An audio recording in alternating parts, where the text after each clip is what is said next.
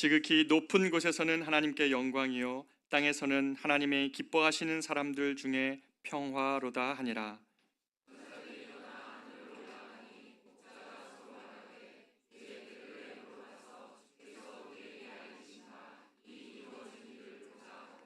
빨리 가서 마리아와 요셉과 구유에 누인 아기를 찾아서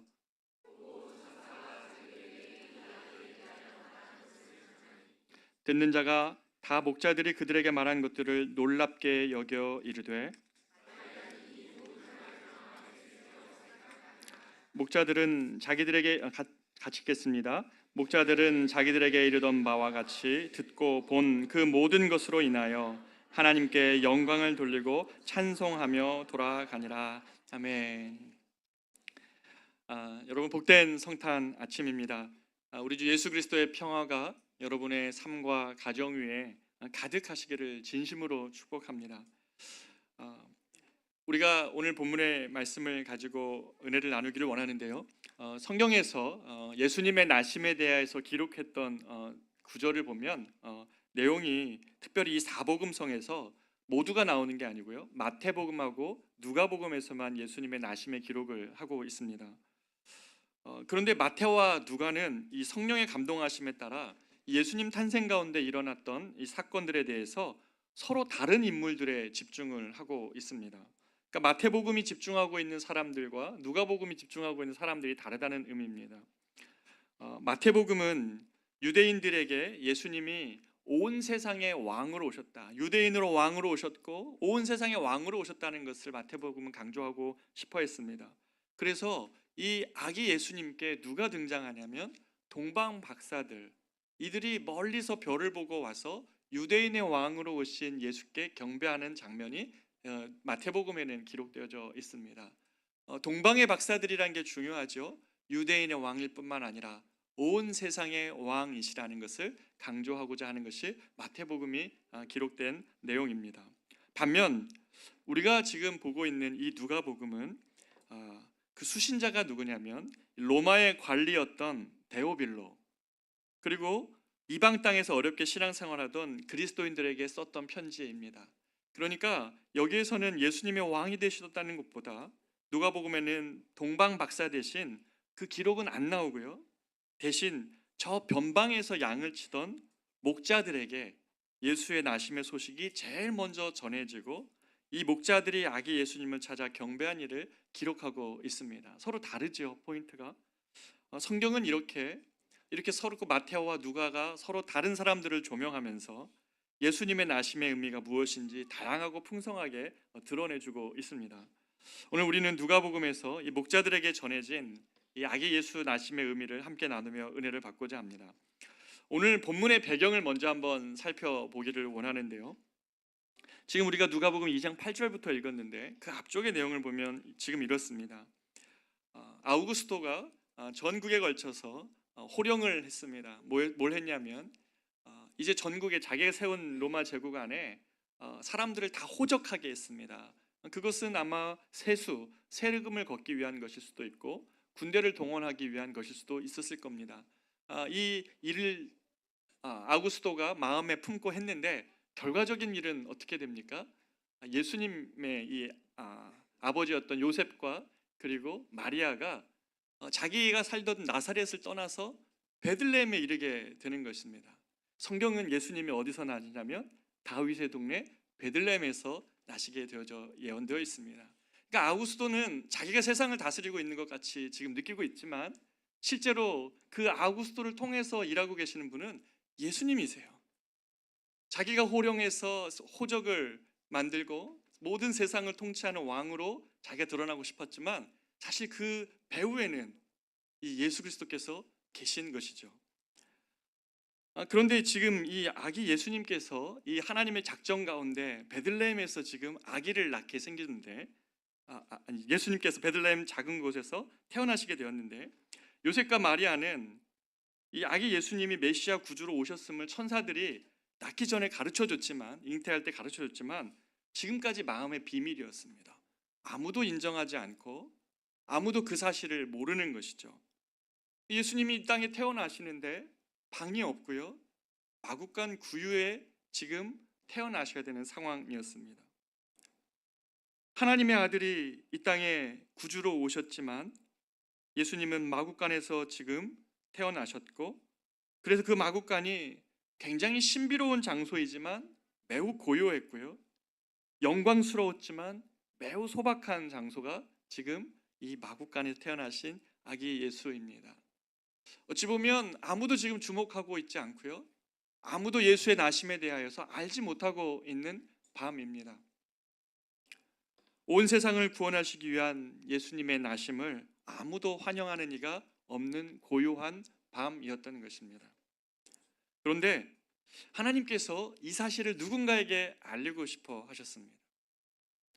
이 아기 예수님이 이 땅에 오신 일을 누구에게 알려야 될까? 아마 예수님은 신중히 고르셨을 겁니다. 동방의 박사를 통해서 예수님을 경배함으로 예수님이 온 세상의 왕이심을 드러내시고자 하셨다면 이번에는 누구에게 이 사실을 알려야 될까 신중하게 고르셨습니다. 그리고 마침내 하나님께서 한 무리의 사람들을 주목하시고 이들이야말로 예수님의 나심의 중심의 의미를 잘 드러내줄 사람으로 선택하셨습니다. 그리고 그들은 누구였냐면 저 한밤중에 밖에서 자기 양떼를 지키는 목자들이었습니다. 성경의 묘사는 그냥 저절로 이루어지지 않습니다. 예수님께서 이 목자들을 표현할 때에 밖에서, 한밤중에 밖에서 자기 양떼를 지키는 목자들이라고 소개하고 있습니다. 8절 한번 보겠습니다. 8절 같이 있습니다. 시작. 그 지역에 제가 8절 있습니다. 시작. 그 지역의 목자들이 밤에 밖에서 자기 양떼를 지키더니, 밤에 밖에서 자기 양떼를 지키는 목자들, 이들에게 주님이 자신의 나심을 천사를 통해 알려주셨습니다. 여러분, 목자들은 누구입니까? 목자들은 늘 밖에 있는 사람들입니다. 언제나 중심이 아닌 양에게 좋은 꼴을 먹이고자 언제나 밖에 있는 사람들입니다. 목자들은 누구입니까? 한밤중에도 깨어 있어야 하는 사람들입니다. 왜냐하면 양의 생명을 지켜야 했기 때문이었습니다. 깊은 밤이면 양의 생명을 노리는 늑대나 맹수들의 공격으로부터 양을 지켜야 됐기 때문에 깊은 밤에도 깨어있는 사람들, 이들이 목자였습니다. 목자는 오늘 어떻게 표현되고 있습니까? 이 양떼를 자기 양떼로 여기고 있어요. 자기를 믿고 강도 건너고 산도 건너는 이 양떼를, 목자에게 생명을 의탁하고 신뢰하며 따라 나서는 이 양떼들을 언제나 자기 양떼로 생각하는 사람들입니다. 자기의 양떼이기에 목자도 이 양떼를 위하여 목숨을 내놓습니다. 하나님께서 예수 나심의 소식을 한밤중에 밖에서 자기 양떼를 치는 목자들에게 제일 먼저 알려주신 것은 이 목자로 이 땅에 오신 예수님을 가장 잘 닮아 있기 때문에 그렇습니다. 후에 이 아기 예수님께서 사람들의 목자가 되셔서 우리를 인도하실 것이기 때문에 그렇습니다. 그래서 시편 23편에서 다윗이 어떻게 노래합니까? 1절 2절에서 여호와는 나의 목자시니 내게 부족함이 없으리로다. 그가 나를 푸른 풀밭에 누이시며 쉴 만한 물가로 인도하시는도다. 예수님께 인도함을 받는 사람들이라는 것이죠. 여호와가 우리의 목자라는 사실입니다. 시편 121편 3절은 이렇게 얘기합니다. 여호와께서 너를 실족하지 아니하게 하시며 너를 지키시는 이가 졸지 아니하시는도다. 한밤중에 깨어 있는 그 목자처럼 하나님께서는 우리를 실족하지 않게 하시기 위하여 밤에도 졸지 않으시며 지키시는 하나님이시라고 지금 성경은 말씀합니다. 로마서 11장 1절은 어떻게 얘기합니까? 그러므로 내가 말하노니 하나님이 자기 백성을 버리셨느냐? 그럴 수 없느니라 라고 말씀합니다. 깊은 밤중에 깨어서 밖에서 자기 양떼를 지키는 주님, 바로 그 주님이 우리 하나님이신 것이죠. 히브리서 기자는 예수님께서 중심이 아닌 밖에 있는 이들을 위하여 죽으신 그 주님을 생각하면서 이렇게 히브리서 13장 12절에서 말씀합니다. 그러므로 예수도 자기 피로써 백성을 거룩하게 하려고 성문 밖에서 고난을 받으셨느니라. 예수님은 성문 밖 나가는 것을 두려워하지 않으셨습니다. 언제나 그 밖에 있는 사람들, 중심이 아닌 밖에 있는 사람들을 향하여 자기 생명을 내어주시는 목자이셨습니다. 그렇기 때문에 히브리서 13장 13절은 그런즉 우리도 그의 치욕을 짊어지고 영문 밖으로 그에게 나아가자라고 히브리서 13장 13절에서 말씀하고 계시는 것입니다. 예수님은 이 땅에 주님을 의지하는 이들의 목자로 오셨습니다. 사랑하는 여러분, 하나님은 우리의 목자이십니다. 밖에서 한밤중에 깨어 자기 양떼를 돌보는 그 목자들에게 자신의 나심의 소식을 고르고 골라서 그들에게 제일 먼저 가르쳐 주시는 것은 후에 주님께서 자신의 양떼를 위하여 성문 밖으로 나아가 치욕을 당하시되 우리를 위하여 자신의 생명을 내어주시며 부활하심으로 우리를 또한 인도하시는 그 하나님이심을 우리에게 드러내주고자 하신 것입니다. 자기를 의지하고 따라 나선 백성들을 주님은 절대로 버리실 수 없으신 사랑의 하나님이십니다. 그 예수님이 조는 순간은 없습니다. 주님의 능력이 의심스럽다고 인생 가운데 소리치고 싶은 순간이 우리에게 올 때라도 예수님은 십자가에서 천군 천사를 동원하여 내려오실 수 있었던 주님이 우리를 위해 십자가에 여전히 매달려 계심으로 죽임을 맞이하신 것은 주님의 능력이 없으심이 아니라 주님이 우리를 위하여 하시고자 하시는 계획이 있으시기 때문에 그렇습니다.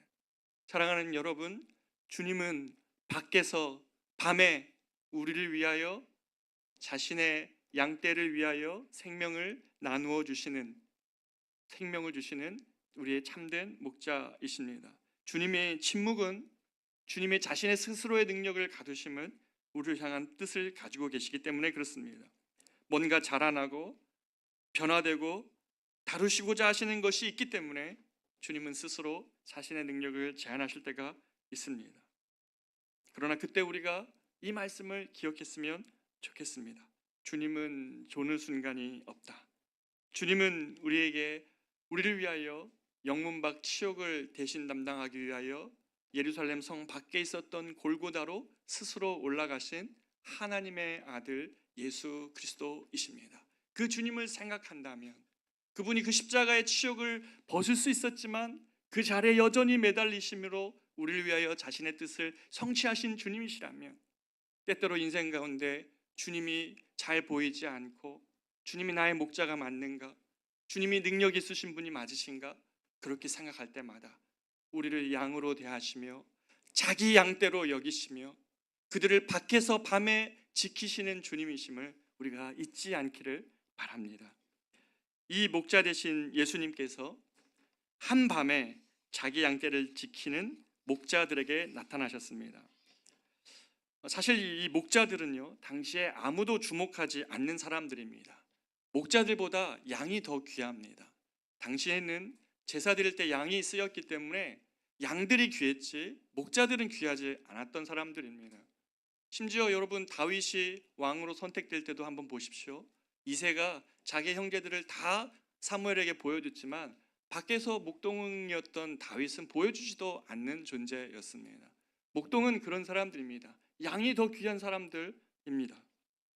아무도 이들에게 세상의 중심의 소식을 전해주고자 하지 않았고 아무도 그들을 호의적으로 대하거나 중요하게 생각하지 않았습니다. 그들이 목자였습니다. 그런데 호련히 주의 천사가 곁에 서고 영광이 그들을 감싸 안았습니다. 이 순간은 어떤 순간입니까? 이 세상에 미칠 가장 복된 소식을 그런 정보나 그런 대함으로부터 가장 소외되어 있었던 목자들에게 이 소식을 알려주시고 주님이 맡기십니다. 여러분, 이게 무엇을 의미하고 있습니까? 왜 제가 하나님이라면, 아니 죄송합니다, 제가 하나님 아닙니까? 좀 더 효율적으로 가장 이 소식을 가장 잘 드러낼 수 있는 사람들에게 가서 알려주고 그들을 통해서 전파해야 되는 것 아닙니까?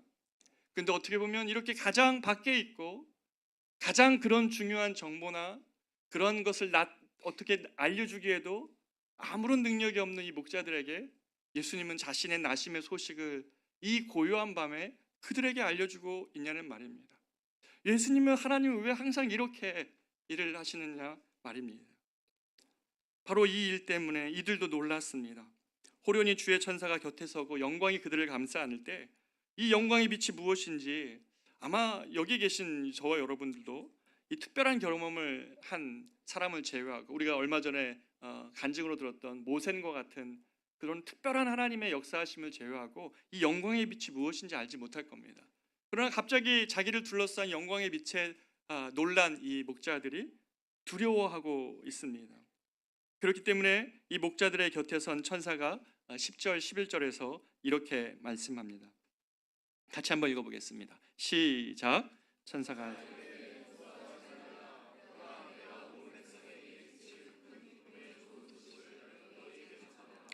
오늘날 다윗의 동네에 너희를 위하여 구주가 나셨으니 곧 그리스도 주시니라. 아멘. 천사가 이르되 무서워하지 말라. 보라, 내가 온 백성에게 미칠 큰 기쁨의 좋은 소식을 너희에게 전하노라. 여러분, 이거는 존대함입니다. 하나님이 이들을 귀하게 여기시는 일입니다. 이 일을 그들에게 맡기겠다는 것입니다. 하나님은 항상 그러시죠. 약한 자를 들어서 하나님의 가장 귀중한 일들을 그들에게 맡기십니다. 세상에서 가장 효율적이고 능력 있는 사람들에게 복음의 소식을 맡기는 것이 아니라 어떻게 보면 그런 모든 것에 소외되어져 있는 이 목자들에게 이 온 세상에 미칠 가장 큰 기쁨의 소식을 그들에게 맡기고 있는 것입니다. 내용은 무엇입니까? 오늘 다윗의 동네에 너희를 위하여 구주가 나셨으니 곧 그리스도 주시니라. 다윗의 동네가 무엇입니까? 다윗이 어디서 태어났어요? 베들레헴에서 태어났거든요. 이새의 아들은 베들레헴에서 태어났습니다. 바로 이 베들레헴에 너희를 위하여 구주가 나셨으니 곧 그리스도 주시니라. 여기서 보라라고 말하는 이것은 집중하라는 건데, 온 백성에게 미칠 소식이 지금 너희에게 있으니 이것을 너희에게 맡긴다는 의미입니다. 여기서 큰 기쁨의 좋은 소식은 우리가 한글로 읽어봐서 지금 전혀 안 들고 나고 있지만, 온 백성에게 미칠 큰 기쁨의 좋은 소식은 헬라어로 유황겔리온입니다. 이게 뭐냐면 복음입니다. 그런데 이미 당대에 이 복음, 온 세상에 미칠 큰 좋은 소식이라는 이 복음이라는 단어, 유황겔리온이라는 단어를 이미 쓰고 있는 사람이 있었어요. 그게 누구였냐면 바로 로마의 황제였던 시저, 그리고 그를 뒤어서 자신을 신으로 처음으로 등극하게 한 이 아우구스투스, 지금 온 세상에 호령하여서 호적을 하라고 한 이 아우구스투스가 이미 유황겔리온, 온 세상에 미칠 복음이 여기 있다라고 말을 하는 상태입니다. 성경은 이 단어를 그대로 가지고 와서 그것과 대비하여서 온 세상에 미칠 큰 복된 소식인 복음이란 말을 쓰고 있는 것입니다. 로마에 의해 선포된 평화, 복음, 이것은 무엇입니까? 여러분 잘 알고 있는 것처럼 당시에 썼던 로마 제국에 의한 평화는 팍스 로마나라는 단어로 쓰여졌죠. 로마에 의한 평화라는 말입니다. 이게 복음이라는 것입니다. 온 제국에 미칠 복음의 소식은 로마에 의해서 이루어진다라는 말입니다. 그런데 이 로마에 의한 평화가 아닌 다른 복음, 말구 위에 누우신 아기 예수에 의한 평화의 소식이 이 땅에 선포되었다고 지금 말하는 것입니다. 세상이 다 어떤 것으로 인하여 평화를 말하고 있을 때, 힘이든 물질이든 명예든 지위든 그런 것으로 평화를 누릴 수 있다고 말할 때에 가장 낮은 모습으로 이 땅에 오신 말구 위에 누이신 예수에 의하여 이 땅에 참된 평화의 소식이 올 것이라고 선언되는 것이 복음인 것이죠. 로마에 의한 평화는 무엇으로 유지됩니까? 그것은 힘으로 유지되는 평화이지요. 오늘의 세상처럼 평화를 유지하기 위해서는 힘이 가장 필요합니다. 이렇게 말합니다. 그리고 예수님에 의한 평화는 반대로 무엇입니까? 십자가에 죽기까지 섬기심으로 이룬 평화이지요. 그 무기를 내려놓고 자신의 모든 수단을 내려놓고 대신 십자가에 달리심으로 만들어내신 평화입니다. 희생하심으로 만들어내신 평화인 것이죠. 로마에 의한 평화는 지배자만 누리는 평화였습니다. 말은 있어요. 온 세상에 미칠 평화, 이 로마에 의한 평화라는 말은 있지만 실상은 어떻습니까? 그것을 경험하고 있는 모든 피지배자들은 그 지배자들을 섬기기 위한 고통 가운데 있어야 되는 평화, 가짜 평화였죠. 그러나 예수님에 의한 평화는 무엇입니까? 왕이신 주님은 자신을 이 낮고 헐한 이들 그리고 죄인들을 위해 대신 죽어주시는 평화였고, 자신이 이 세상 사람들에게 평화를 주기 위하여 자신을 희생시키는 평화였고, 죄인된 우리에게 거룩하신 하나님과 누리게 하는 그 관계를 회복하게 하는 평화였습니다. 얼마나 다른 평화를 말씀하고 있습니까? 저와 여러분이 예수님을 따른다는 것은 바로 이 길을 가는 자들이라는 말입니다. 힘과 권력과 능력에 의해서 세상에 평화를 가져오신 주님이 아니라 섬김과 낮아짐과 자기 희생을 통하여 평화를 만들어내시는 주님, 죽기까지 복종하신 주님에 의한 평화의 길을 가는 자들인 것입니다. 로마에 의한 평화는 어떻습니까? 곧 역사 안에서 사라져 버렸습니다. 그러나 예수님에 의한 평화는 오늘날도 하나님을 의지하는 자에게 언제나 임하는 결코 쇠하지 않는 하나님 나라의 평화입니다. 예수님이 왜 진정한 평화의 왕이십니까? 그것은 이 세상이 가짜 평화에 의지하여 살고 있기 때문에 그렇습니다. 세상이 지금까지 정치나 경제적 그런 부를 통해 평화를 만들어 보고자 했으나 모두가 역사 속에서 실패했습니다. 세상은 진정한 평화에 목말라 하고 있습니다. 예수님만이 우리에게 죄인을 위하여 죽으시고 원수를 용서하라고 말씀하실 수 있었던 분이십니다. 자기를 내어주심으로 평화를 만들어내신 주님께서 오늘도 우리에게 이 평화의 왕 되신 주님을 따르라고 요청하고 있습니다. 예수님만이 모든 미움과 나눔과 분쟁과 전쟁 속에서 평화를 만들어내실 수 있으십니다. 이사야 선지자가 장차 메시아가 올 것을 예언하면서 이렇게 표현하죠. 칼을 쳐서 보습으로, 창을 쳐서 낫으로 만드는 하나님 나라를 이 땅 가운데 하나님이 가지고 오실 것이다, 완전하게 이루실 것이다 라고 말씀하십니다. 여러분, 칼과 창은 전쟁의 도구고, 그리고 보습과 낫은 농기구입니다. 전쟁의 시대가 그치고 참된 평화의 때가 올 것이라고 약속해 주시는 것이죠. 우리가 전쟁의 참혹한 포화 속에 2023년을 우리가 보았습니다. 마치 시뮬레이션 게임 하듯이 그냥 자리에 앉아서, 여러분 너무 잘 아시잖아요. 중동 아프가니스탄 전쟁 때 처음으로 전 세계에 전쟁이 생중계됐잖아요. 그게 CNN이 성공한 케이스 이유가 바로 그것입니다. CNN은 작은 방송국이었어요. 그러나 전 세계의 전쟁을 생중계하면서 CNN이 급기야 굉장히 높은 메이저 언론으로 떠오릅니다. 그런데 사람들은요, 그걸 보면서 감각이 사라져 버렸어요.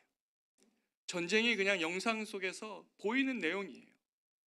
심지어 어떻습니까? 사람이 가지 않아도 무인기로 가가지고 폭격하는 장면을 여러분 엄청나게 많이 보시지 않았습니까? 수많은 젊은이들이 그렇게 죽어갔고요, 수많은 사람들이 그렇게 전쟁의 포화와 참화 속에 살아가고 있습니다. 이게 2023년을 우리가 살아왔던 이 세상의 모습입니다. 여러분, 이런 때에 평화의 왕을 묵상하면서 주님이 다시 오실 것을 묵상하고 우리가 소망하지 않는다면 우리의 마음 안에 우리가 이 평화의 왕 되신 주님을 우리가 믿고 따라간다고 우리가 어떻게 말할 수 있는 것입니까? 주님은 모든 나눔의 벽을 철폐하셨습니다. 하나님 하나 되게 하신 이 하나님의 평화가 이 땅에 정말 절실히 요청됩니다. 한국 사회를 보십시오. 세대와 세대 간에 장벽이 높게 쳐져 있고, 남자와 여자 간에, 그리고 가진 자와 적은 자들 가운데 한국인과 이 땅에 들어와 있는 외국인 노동자들 간에 이념과 이념 사이에, 그리고 그것을 모든 것을 만들어낸 이 땅의 남과 북의 나뉘어진 아픔 속에 우리는 2023년을 또 살아왔습니다. 우리가 예수님을 경배한다는 의미가 추상적이지 않았으면 좋겠습니다. 교회 안에서 예수님을 찬양하고 그분을 경배한다는 의미가 우리들 안에 있는 모든 나눔을 철폐하게 하시는 그 주님을 믿는다는 우리의 고백이 되기를 원합니다. 모든 나눔과 모든 분리와 모든 장벽을 허물어내시는 예수 그리스도를 우리는 따라가겠다고 고백하는 것이 이 예수님 오시는 날에 우리가 주님을 경배하는 이유입니다. 이 하나님의 평화가 이 땅 가운데, 우리들 가운데 진정으로 임하기를 우리가 간구해야 할 것입니다. 마지막으로, 이제 하나님께서 오래전부터 죄범한 인간들을 구원하시고자 계획하신 하나님의 일들이 이제서야, 이제 오늘 본문에 보면 역사 속에서 실현되고 있습니다. 이것은 사람들은 기대할 수 없었고, 또 예수님의 탄생, 예수님에 대한 마지막 기록이 선지자들의 마지막 그 메시아에 대한 외침과 지금 예수님이 탄생하는 이 시점 사이에 무려 400년의 간격이 있습니다. 주님이 400년 동안 아무런 활동을 하시지 않은 것처럼 보입니다. 그러나 마침내 이 400년이 지난 이때에, 사람들은 기대가 사그러져 가고 있는 이때에 예수님의 왕 되신 소식이 드디어 울려 퍼지고 역사 속에 들어오고 있습니다. 바로 이 시간, 바로 이 사건 때문에 14절에서는 이렇게 고백합니다. 수많은 천군 천사들이 이 목자들의 머리 위에서 하늘에서 이렇게 장엄한 찬송을 하고 있습니다. 14절 한번 보십시오. 지극히 높은 곳에서는 하나님께 영광이요, 땅에서는 기뻐하신 사람들 중에 평화로다. 이게 저 혼자 읽으니까 천군 천사의 목소리가 아닌 것 같아요. 다 같이 한번 읽어보겠습니다. 시작. 지극히 높은 곳에서는 하나님께 영광이요, 땅에서는 기뻐하신 사람들 중에 평화로다. 아마 이거보다 더 강력한, 더 크고 웅장한 목소리로 천군 천사들이 이 목자들의 머리 위에서 그렇게 지금 선포를 하고 있습니다. 역사 속에 예수님의 구원하심의 그 사건이 이제 침투하여 들어왔고, 그것을 천군 천사들이 찬양하고 노래하고 있는 것입니다. 이 예수님의 나심을 기뻐하는 찬양, 여러분, 이것은 아무나 부르는 찬양이 아니었습니다. 언제나 마음이 높은 사람들에게는 이 예수님 나심의 소식이 그렇게 감동적이지도 않고, 그리고 소망도 안 됩니다. 예수님의 나심을 찬양했던 이들은 예루살렘의 중심에 사는 종교 지도자들이나 바리새인, 로마의 패권자들이 아니었습니다. 오늘 본문에서 예수님의 나심을 기뻐하는 존재는 딱 두 존재가 나옵니다. 하나는 예수님을 섬기는 존재들이었던 천군 천사들이 그 예수님의 역사 가운데 들어오심을 그렇게 찬양했고, 또 하나의 존재가 20절에 나옵니다. 20절 제가 자막을 못 드렸는데 제가 읽어보겠습니다. 목자들은 자기들에게 이르던 바와 같이 듣고 본 그 모든 것으로 인하여 하나님께 영광을 돌리고 찬송하며 돌아가니라. 아멘. 지금 누가는 얘기해주고 싶은 거예요. 누가 예수님의 나심을 찬송할 수 있는가? 누가 진심으로 경배할 수 있는가? 이 열방 가운데 흩어져서 이방 가운데 신앙생활을 하고 있는 이 어려운 자들에게 동방의 세 사람처럼 예물 드리라는 얘기가 아니라, 왕이신 그분 앞에 경배하는 그 예물이 필요하다는 의미가 아니라, 지금 누가가 얘기하고 싶은 것은 이 세상 가운데 예수의 나심을 진심으로 기뻐하고 찬양할 수 있는 자들이 누구인가? 지금 그것을 말해주고 싶은 것입니다. 오늘날 예수님은 누구에게 찬송을 받고 있습니까? 여전히 마음이 가난한 자들에게 주님은 찬송을 받습니다. 물질의 문제가 아니고요, 그 마음이 가난한 자들인 것입니다. 사람의 구원이 아니라 하나님의 구원을 갈망하는 이들에게 주님은 높임을 받습니다. 하나님께 소망을 둘 수 있는 자들에게 예수님의 나심은 기쁨이 되고 찬양이 되는 것입니다. 이 아침에 여러분, 주님께 가져올 수 있는 최고의 경배의 내용은 우리의 낮은 마음으로 주님을 찬양하고 경배하는 것, 그것이 이 성탄의 아침에 주님이 기대하는 것입니다. 사랑하는 여러분, 언제나 이렇게 평화의 왕이요, 낮은 자들의 마음에 깃들어 그들을 사랑하시는 예수님을 우리가 이 아침에 경배하기를 원합니다. 혹 내 마음에 높아진 것이 있다면 지금 돌아보면서 내 삶의 목자 되신 주님, 이 땅에 평화의 왕으로 오신 주님, 언제나 낮은 마음으로 함께하는 이들에게 경배 받으시는 그 주님을 우리가 이 성탄의 아침에 그렇게 경배하기를 원합니다. 우리가 이 소식을 그리고 세상 가운데 전하기를 원합니다. 이 사실을 믿는 자처럼 그렇게 주님께 나아가 경배하는 저와 여러분의 성탄의 아침 되시기를 진심으로 축복합니다. 메리 크리스마스. 예수님이 참으로 이 땅에 오셨습니다. 할렐루야. 우리 다 같이 일어나서서 찬송가 118장을 부르시고 성탄 예배를 마치도록 하겠습니다.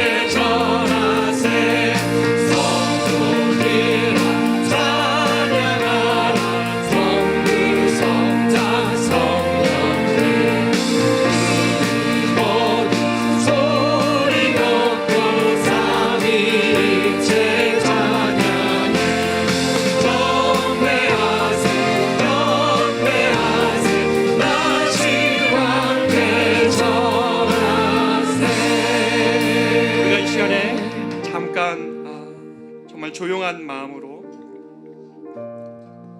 그 예수님의 나심의 위대한 밤에 아무도 주님을 나심을 축하하지 못하고 있습니다. 우리의 높은 마음으로는 주님을 경배하는 삶을 살아갈 수가 없습니다. 이 시간 우리가 주님 앞에 우리의 높아진 마음들은 내려놓고 오 아버지시여, 이 땅에 구원자로 오신 주님을 경배하고 환영하고 또 높여드립니다. 낮은 마음으로 오셨던 이 목자들처럼 우리 가정에 임하여 주십시오. 참된 평화를 허락해 주십시오. 주님과의 관계를 회복시켜 주십시오. 우리 가정에 평화를 베풀어 주십시오. 그리고 전쟁과 나눔으로 고통하고 있는 이 세상 속에 주의 평화로 주의 나라를 이 땅 가운데 속히 도래하게 하여 주시옵소서. 우리가 이 주님 앞에, 평화의 왕 되신 주님 앞에 우리의 조용한 간구로 이 시간 나아가도록 하겠습니다. 기도합니다.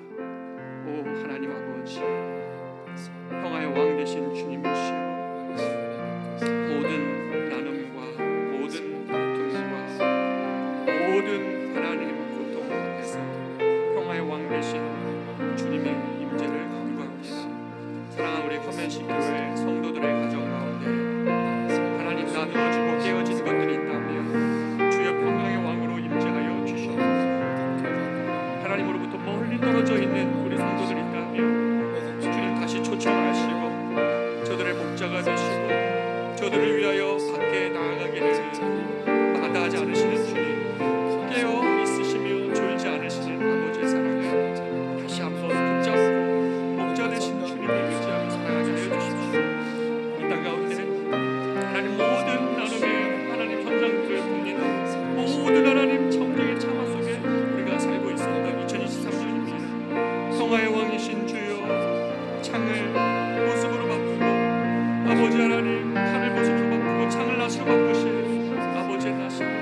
아버지 일하심을 때를 기대합니다.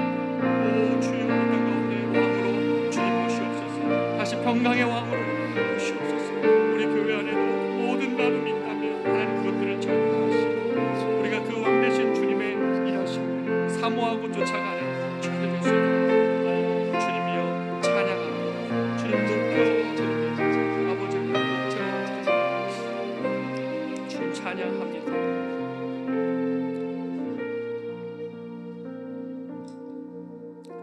이제는 우리 구주 예수 그리스도의 한량없는 은혜와 하나님의 놀라우신 사랑하심과 성령님의 인도 보호교통 충만케 하심이 평강의 왕으로 이 땅 가운데 오신 그 예수 그리스도를 아버지 하나님 우리의 낮은 마음으로 다시 경배하고 사모하며 하나님 우리의 가정 위에 그리고 하나님 우리의 교회 위에 그리고 이 땅에 나누어진 모든 현실과 상황과 모든 어려움 위에 주님의 평화가 임하기를 소망하는 사랑하는 모든 성도들의 간절한 기도 위에 이제로부터 영원토록 함께 있을지어다. 아멘.